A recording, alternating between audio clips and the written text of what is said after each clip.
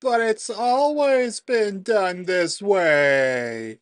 Yeah, if we kept on doing it that way just because that's how it was always done, we would still be using leeches instead of, I don't know, actual medicine.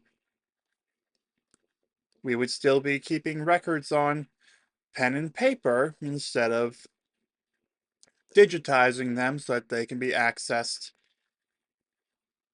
when they need to and they're easier to transfer. This argument is usually said to shut down new ideas or guilt people into conformity. Just because it's always been done that way doesn't mean that we should keep doing it that way, nor does it mean we should stop experimenting. Yeah, in this video, I'm going to break down why the history of having always done something a certain way isn't a good enough reason to stick to something, whether it's in culture, family expectations, or even technology, medical or otherwise. I've said all I'm going to say about medical advances and such, because like I said, if we followed that argument to its logical conclusion, we would still be using leeches to deal with medical problems instead of actual medicine and imaging that can show what we need to do. But before I talk more about how, but it's always been done this way, is a terrible way to go about running things, be sure to give this video a like if you enjoy it.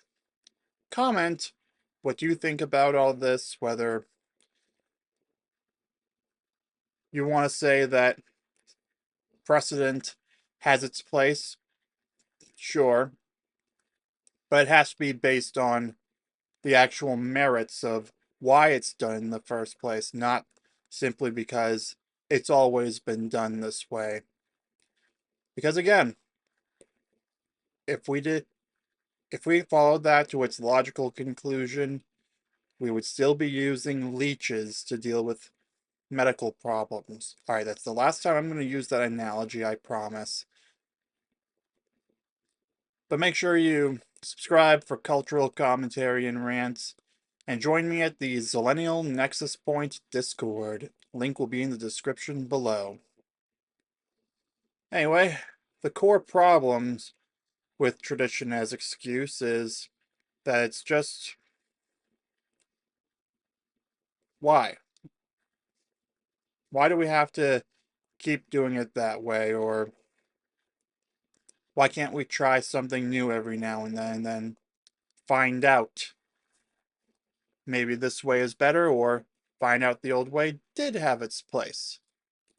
Yes, there are some traditions that have proven useful for stability and cultural continuity, but the argument that it's always been done this way is not proof that it's the best, it's just the momentum. Here's the thing, change is part of human progress. Refusing it often creates larger problems. Like the leeches example I gave earlier, or other areas of medicine. Simply washing one's hands was one giant leap forward. Again, you have to experiment every now and then, but it is understandable that it's good to have something to go back to. Mel Gibson says something about how tradition is something to fall back on, and he's not completely wrong. I mean, it's good to have something to default to, but not every default setting is good, though I will admit it does provide a certain level of stability or as a failsafe. Of course, he was talking more about religion, so maybe that's not really applicable here. Alright, so my first cultural example is moving out at 18. The myth that real adulthood means leaving home at 18 keeps on perpetuating, even though we are well past the point where the outlier of the prosperous economy of the second half of the 20th century. We're well past that.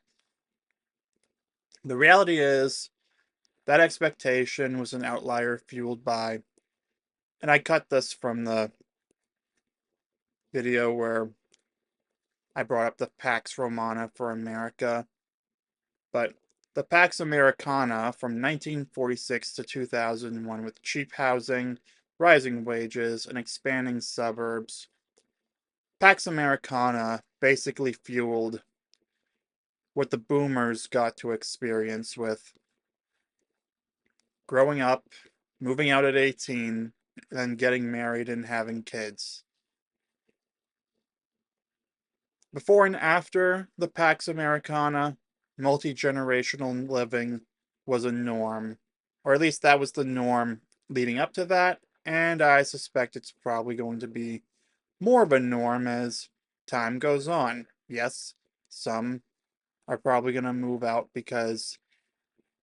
they have because their parents might not be the best fit, like deconstructing narcissism, and I don't hold it against him for his choice. But for the most part, there were a lot of multi-generational households in the past, and it's going to be more of a thing going forward, I suspect. Because again, the Pax Americana was pretty much an outlier for most of human history.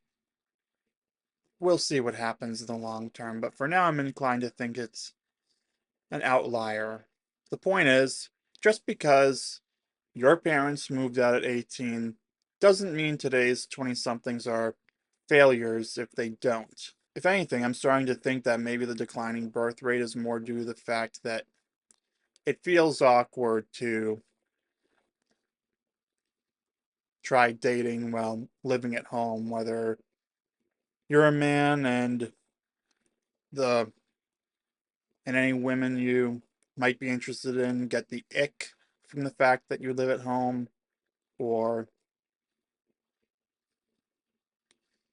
you're not able to really do as much because, well, it'll be a lot kind of awkward to explain having your girlfriend over if you're living at home.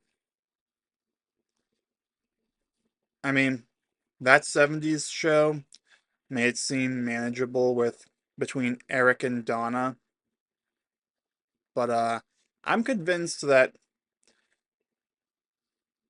that is wildly unrealistic. And that brings me to my next cultural example, having kids in your early 20s. The old model used to be marry young and then you have kids immediately. Like Tim Pool said, majority of human history, most people by 22 were married with their first kid on the way, and that's what Tim Pool said should be the standard for everyone. I remember one time he was like, I believe that if you are 22, you should be married with your first kid on the way. Here's the reality. Raising children requires a certain level of financial stability. You don't have to be a multi-millionaire. You can still make it work on a single income if you choose to go without certain luxuries and such. Like, it's still technically possible. It's just not all that likely that you're going to want to go without those things, because having a Netflix subscription when your children are older is probably a good way to have some entertainment ready to go for them. I mean, I would not recommend just giving them unlimited access to Netflix. I think you get the idea. Anyway, completely ignoring financial stability, there's also emotional readiness, meaning you need to have someone who feels ready. I know there's someone in the comments who's going to say, but you're never actually truly ready to have kids. Listen, you can still know that something drastic could happen. You could be, you can still also prepare in other ways, like having a house ready to go, being in a place where I guess you could say that you've done everything you wanted to do before having kids, now you're ready to settle down. So yeah, there's that. And then the most important thing, what you actually need for people to be good parents in the first place, you need people to actually want to have kids. Contrary to what Matt Walsh said about people being obligated to have kids because we owe the ancestors or society or whatever, uh, no, we don't. We don't owe that to anyone, and frankly, disinterested parties would be terrible parents in the first place. I mean, do you really want someone who is actively disinterested in having kids being made responsible for them? Do you really think they'll actually do a good job of shaping the next generation? You think they're going to take it seriously? You think they're going to actually put in any effort beyond the bare minimum of making sure that they're still alive when they turn 18? Yeah, I didn't think so. If you force disinterested parties into becoming parents, you are going to get people who are, at best, negligent. And that's the best case scenario. You know, maybe they don't actively go out of their way to cause harm or abuse, but they're certainly not gonna be driving their kids to the Little League games every weekend. They're certainly not going to take the time to read to their children and make sure that their brains aren't cooked by social media. As I've said in previous videos, I'm going to say it again. If someone's answer to whether they want to have kids or not is anything other than yes, they should be left alone. End of discussion. The point is, tradition alone is not a good enough reason for someone to become a parent. And now that takes us to the technophobes. Oh boy, yes, we are going to talk about the technophobes again. Yeah, just because people used to shop only in store doesn't mean they have to today. Well, admittedly, I shopped in store today, but that's because I went with my mom and she had her list, and yeah, that was about it. I initially was also only going to spend about $15, but then I decided I may as well get the larger supply of things I needed. Typically, if it's the after therapy and I know someone's going to pick me up and we're going to be headed there, I will use mobile ordering.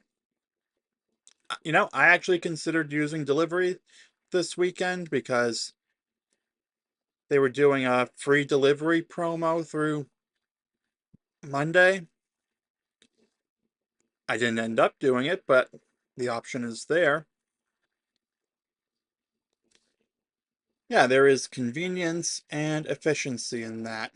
Meaning, if I were unable to get a ride to the supermarket or let's say I just wanted to go for a walk and just go for a walk while someone else dealt with the groceries in terms of shopping for it, and then someone picking it up and then dropping it off. You get the idea. Yeah, another example, grocery stores experimenting with digital price tags.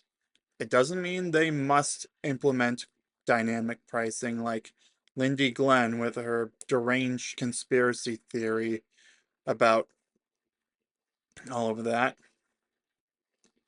It's all about their choice. It's not an inevitability. Plus, I'm pretty sure, while there's no, like Grok confirmed in my video where I reacted to Lindy Glenn's deranged conspiracy theory, there were no laws that explicitly forbade it. But that being said, there were at least 34 states that had price gouging laws for emergency situations, which who knows, maybe those could be applied to that. Or if there's an emergency situation and their dynamic pricing system raises prices because of it, they'll be in violation of that law and they can be criminally fined or charged. You get the idea. Anyway, all of these things that I talked about with grocery shopping and shopping in general are amazing innovations that we need more of, or we need more people to use them so that we have more data so that it can be debugged, and then we'll eventually have a more frictionless experience. We don't have to stay stuck in the old way because progress gives us options. Yeah, another thing, I recently watched Sean's video about video rental stores and how he missed the experience compared to just flipping through streaming services. You know, you don't have to look at the homepage if you don't want to. You can just look up what you want, and if it's not on any streaming service, it's likely a $4 rental on the Prime Video app, the Apple TV app, Fandango at home. You see, renting movies hasn't gone away, and you basically have almost any movie you can think of. Obviously, not all of them, but you have basically anything the average person could think to want. It's available. You can rent it for as little as $4. There are no late fees, and you don't have to physically leave your house.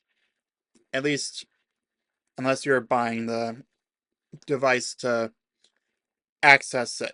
That's a different story, though. And that's also why scalpers have ruined, what is it?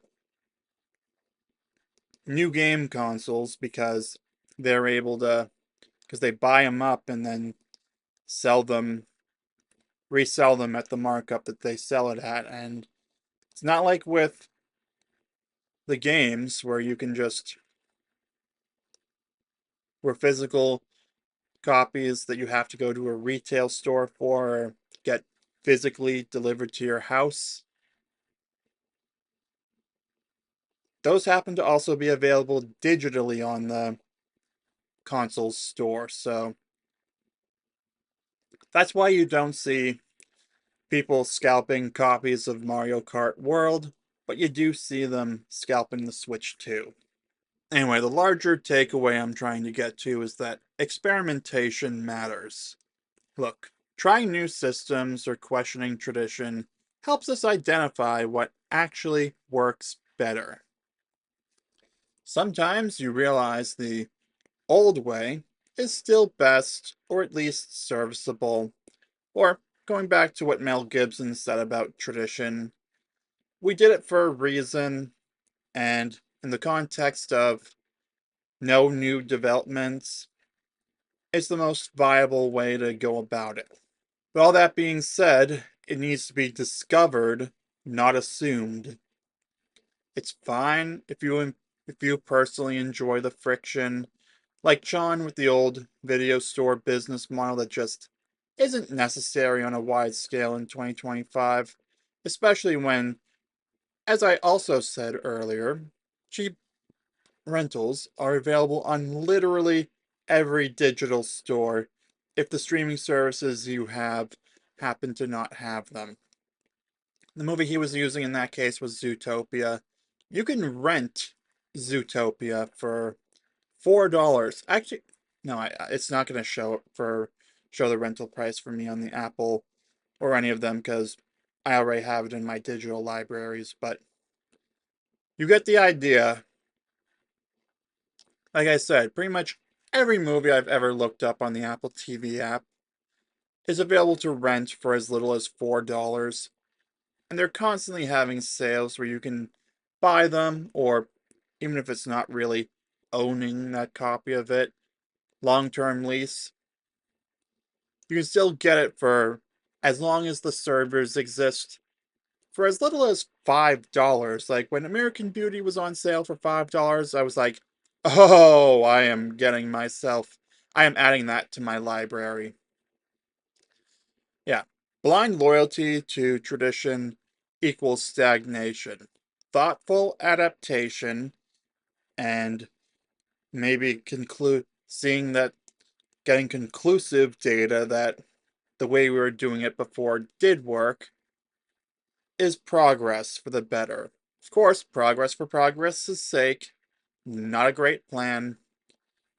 Just because you can change something doesn't mean you should. But at a certain point, doing things the way you used to just because that's how it's always been done is kind of silly, both on large scales like that and in terms of more personal things. Like my conversion to being an AMC moviegoer from the other place, or at least the conversion will be complete once I use up my remaining loyalty dollars and some free passes I have or am anticipating receiving. Once I use those up, I'm going to retire the old place completely and completely switch to AMC. For the time being, though, it's going to be the 50% off tickets on Tuesday or Wednesday so that I at least have options when it comes to that. But yeah, if I kept on just going to the same place I always went because that's how it's always been done, I would not be able to experience IMAX. I wouldn't have the option to go to IMAX, to see something in IMAX, that is. I would not be able to go somewhere that I think is a lot more exciting to go than just the surrounding mall.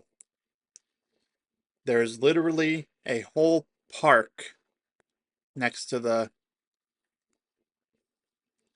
AMC that I plan to go to going forward.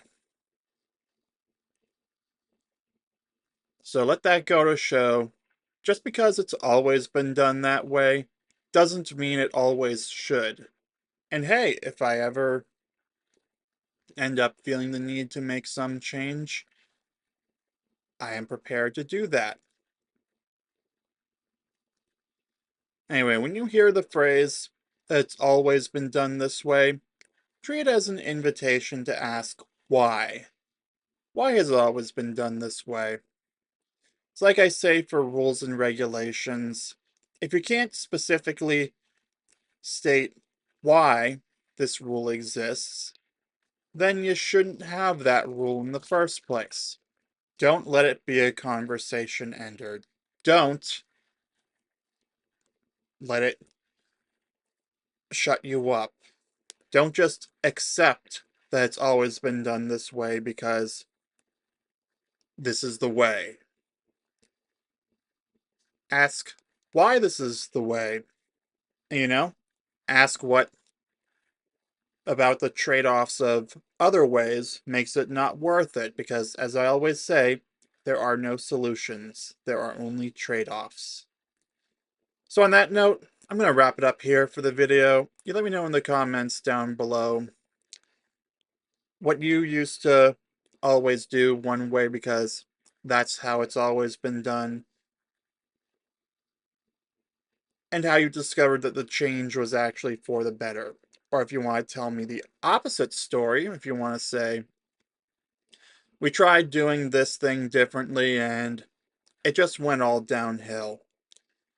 I'd also love to hear that, you know? I do believe in a level of nuance. Don't forget to subscribe for cultural commentary and rants from a man caught between generations. And feel free to join me at the Zillennial Nexus Point Discord. Link will be in the description below. Thank you for watching. I'll see you soon.